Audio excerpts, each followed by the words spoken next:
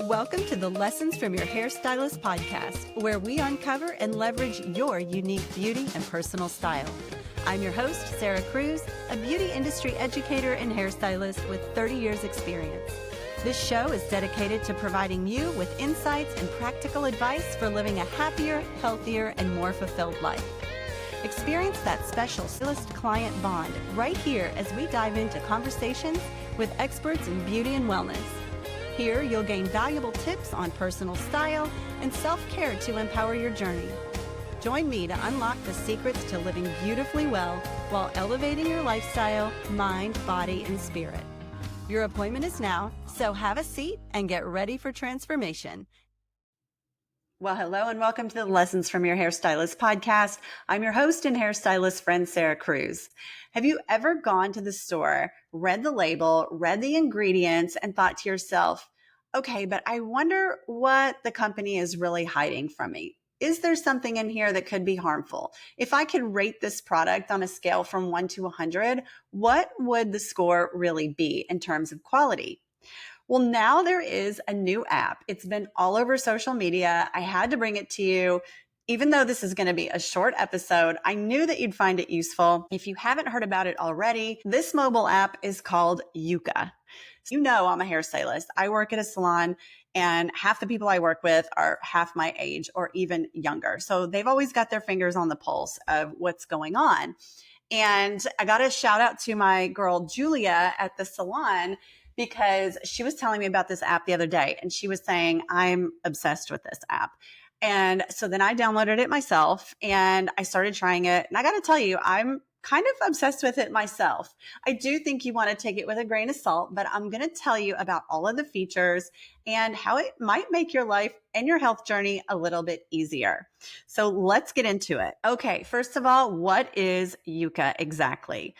So Yuka is a mobile application designed to help users analyze food and cosmetic products by simply scanning their barcode. So it's really easy. It's just you take your phone out and if there's a barcode, you just scan it.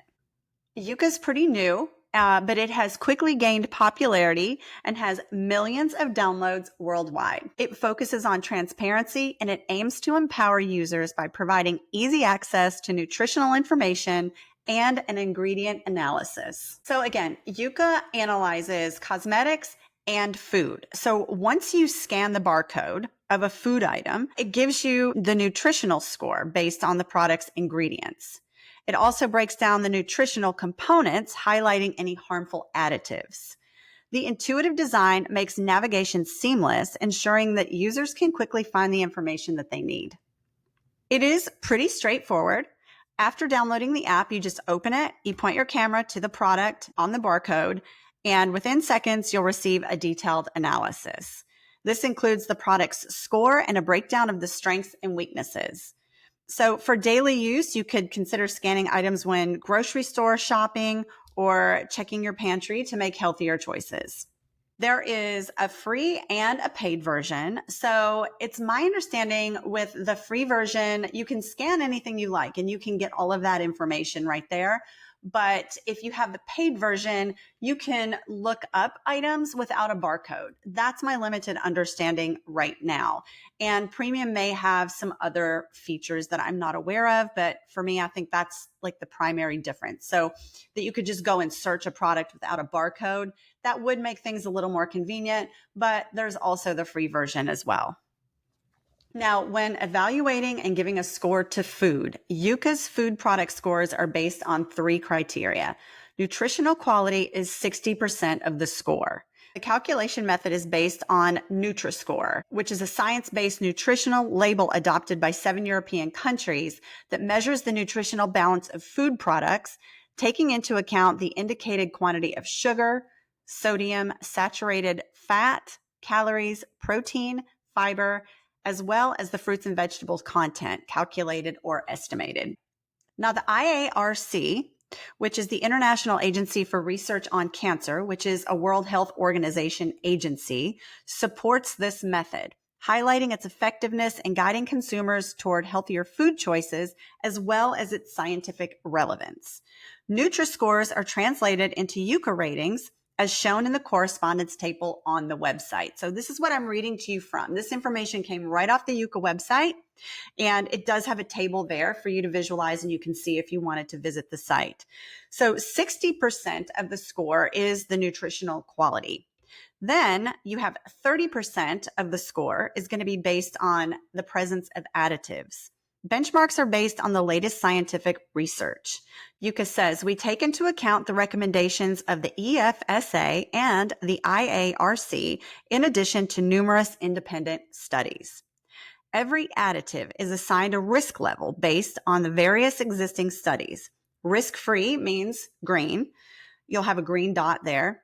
Limited risk, you'll see a yellow dot there. Moderate risk, you're going to see an orange dot. And then high risk is going to be a red dot. And you'll see that once you scan the product barcode, you'll get a report there on your phone. So you'll be able to see what those risks are and what the scoring is. Information about the risks associated with each additive, as well as the corresponding scientific sources, are available in the application as well. When you're reading that little report that you get after you've scanned it, you'll be able to see all the information about the additives there. So that's 30% of the score, the presence of additives, and then the breakdown of what those are and the risks. Then the next part, which is going to be 10% of the score, is the organic dimension of the product. Now, this is just a bonus rating granted to products considered organic. So, for example, those with an official national or international organic label, they avoid chemical pesticides, which can pose a health risk. Then you'll also see on the website the health benefits that an organic diet can provide. It gives you a breakdown on the Yuka website, so you can look into that.